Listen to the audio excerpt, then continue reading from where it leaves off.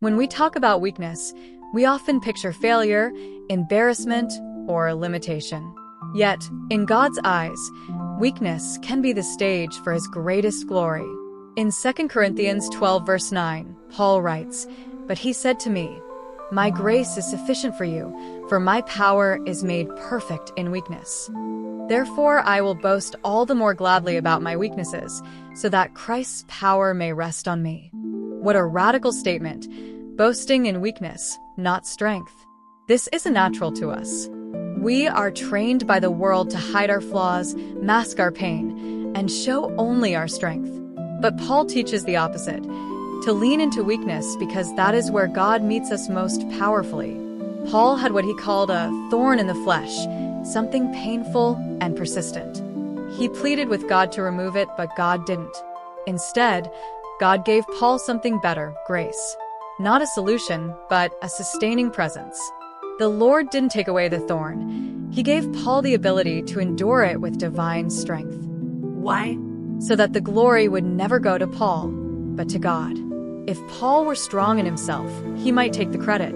But when Paul was at his weakest, God's strength became most visible. There's a mystery here, one that can only be understood through surrender. We often wait until we're completely empty to finally look up and ask for help.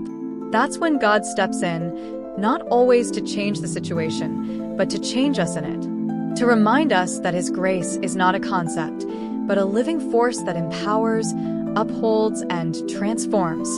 Think about your own weaknesses, the ones you hide, the ones you hate.